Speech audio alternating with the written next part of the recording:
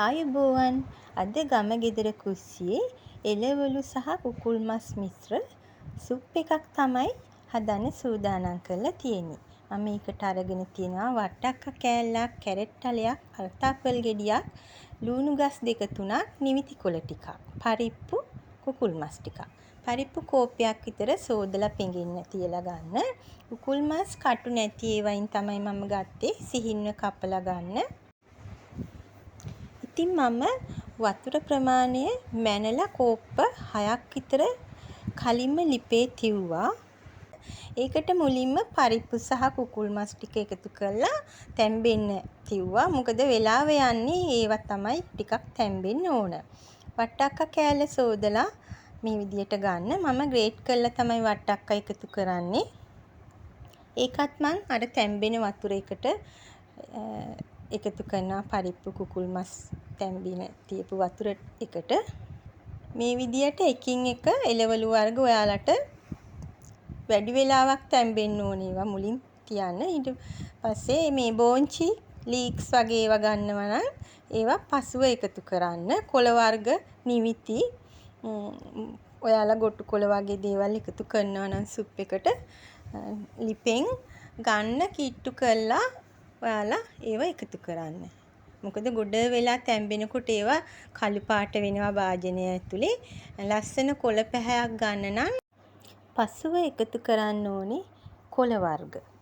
දැන් මේ අර්තාපල් ගෙඩිය සූරලා හොඳට පොත් ඇරලා මම ඒකත් ග්‍රේට් කරලා එකතු කරනවා. එළවලු සුප් කියන්නේ ඔයාලට අමතරව බත් කන්න කැමති නැති දවසට එළවලු සුප් කියන්නේ අපිට බත් කන්න බැරි දවසට සැහැල්ලු ආහාරයක් ගන්න උවමනා වුණොත් අපිට හදා ගන්න පුළුවන් සැහැල්ලු ගුණවත් පෝෂණීය පිරි ආහාරයක්.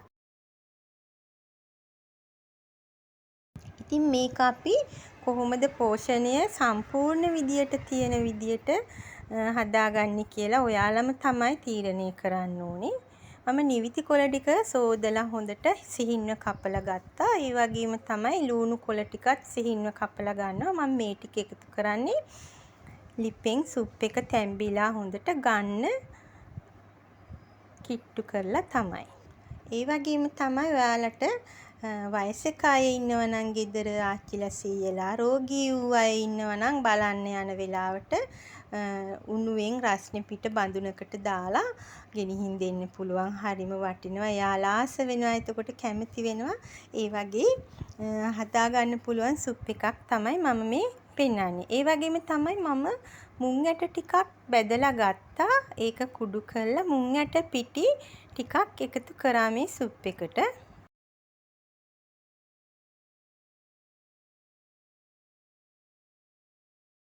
ලුණු ටිකක් රස අනුව එකතු කරන්න පුළුවන්. ගම්මිරිස් කුඩු ටිකක් එකතු කරන්න.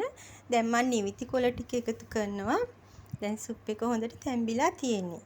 මේක බ්ලෙන්ඩර් කරන්න ඕන නම් ඔයාලා කැමති නම් බ්ලෙන්ඩර් කරලා ගන්න පුළුවන්. මම නම් හැන්දෙන් පොඩි කරලා තමයි සුප් වතුර ටික එකතු කරලා එහෙම ගත්තේ. ඉතින් ලෙමන් පෙති ටිකක් මම මේකට තිව්වා. කැමති අයට ඇඹුල් එකතු කරගන්න පුළුවන්. දෙහි ඇඹුල් ටිකක්. මේක රසම රස සුප් පානයක්. ඔයාලත් හදලා බලන්න. ඉතින් මම හැම වෙලාවෙම අරගෙන ඉන්නේ නිරෝගිමත් දිවියකට අවශ්‍ය කරන ආහාර තමයි. ගම ගෙදර කුස්සිය තුලින් ඔයාලට මෙවැනි රසවත් දේ බලන්න, ගුණවත් දේ නරඹන්න එන්න පුළුවන් ඕනෑම වෙලාවක. ඉතින් ආයුබෝවන්. හැමෝටම නිරෝගී සුව ලැබේවා.